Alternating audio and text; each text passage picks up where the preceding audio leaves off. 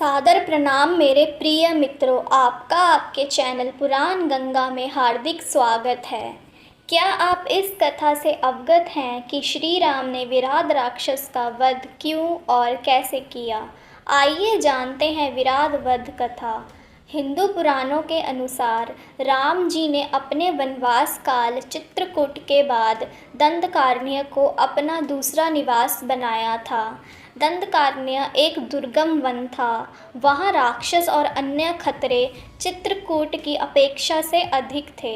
ऋषि अत्रि ने उन्हें पहले ही इन खतरों की चेतावनी दे दी थी, लेकिन दुष्ट राक्षसों का वध और अपने भक्तों पर कृपा, यही तो उनके अवतार का उद्देश्य था। दंडकारण्य में सबसे पहले जिस राक्षस से उनका सामना हुआ उसका नाम विराध था।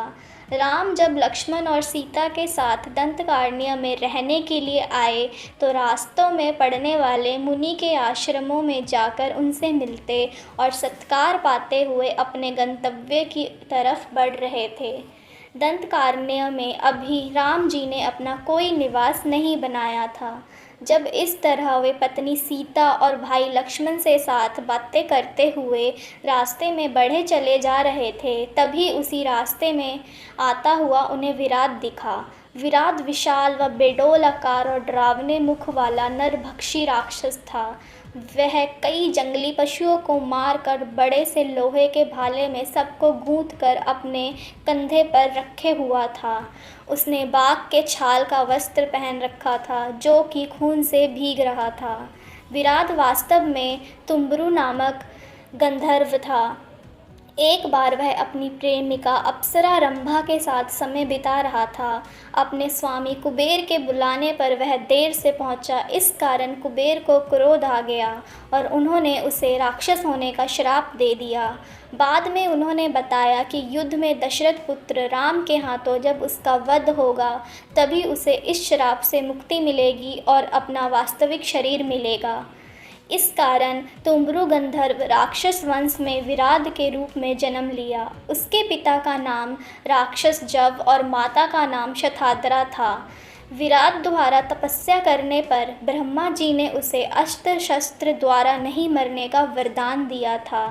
जब राम जी, लक्ष्मण और सीता माता ने विराध को देखा तो उसने भी इन तीनों को देखा। वह अचानक हमलावर हो गया। वह तीव्र गति से सीता माता को पकड़कर थोड़ी दूर ले गया। फिर वह वहां खड़ा होकर दोनों भाइयों से बोला कि वेश से तो वे सन्यासी लगते हैं, लेकिन उन्होंने क्षत्रिय की तरह अस्त्र धारण कर रखा है। अगर वे सन्यासी हैं तो साथ में स्त्री क्यों हैं, और अगर क्षत्रिय हैं तो सन्यासी वस्त्र क्यों पहना है? इसलिए अवश्य ही वे दोनों कोई धोखेबाज हैं।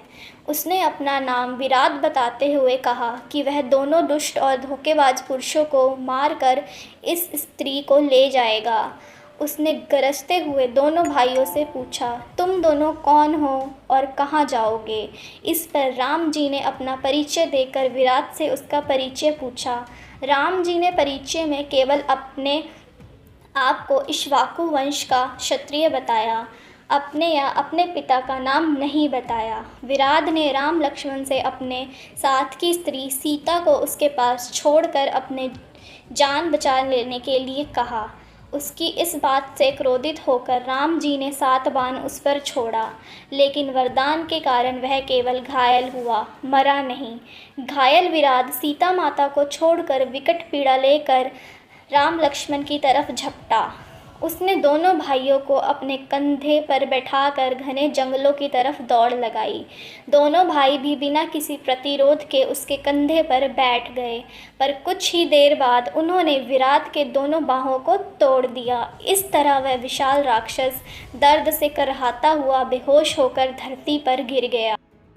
उसके होश आने पर फिर से लड़ाई हुई। वरदान के कारण अस्त्र शस्त्र या किसी प्रकार के प्रहार से विराध मर नहीं रहा था। इसलिए राम जी ने उसे जीवित ही धरती में गाड़ देने के लिए लक्ष्मण से गड्ढा खोदने के लिए कहा। वे स्वयं उसकी गर्दन पर पैर रखकर खड़े हो गए। राम जी की यह बात सुनकर विराध ने उन्हें पहचान लिया और बोला, मैं मोहवश आपको पहचान नहीं सका। आप दोनों राम लक्ष्मण हैं।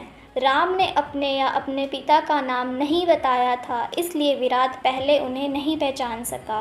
जब उसे पता चला कि वह राम के हाथों मारा जा रहा है, जो कि कुबेर के अनुसार उसकी श्राप से मुक्ति का ज़रिया था, तो वह खुश हो गया। राक्षसों की परंपरा के अनुसार मृत होने पर उन्हें ज़मीन में ही गाड़ा जाता था, अतः विराट का यह अंत उस परंपरा के अनुसार ही था। गड्ढे में दबाने के बाद विराट अपना पूर्व गंधर्व शरीर पाकर अपने लोक चला गया। दोस्तों, अगर आपको मेरा आज का ये वीडियो पसंद आया है तो वीडियो को लाइक कर दीजिए, परिवारजनों के साथ, दोस्तों के साथ शेयर ज़रूर कीजिएगा और मेरे चैनल को सब्सक्राइब करना मत भूलिएगा। मिलते हैं अगली वीडियो में, तब तक स्वस्थ रहिए, सुरक्षित रहिए और अपना बहुत बहुत ध्यान रखिए। जय श्री राम।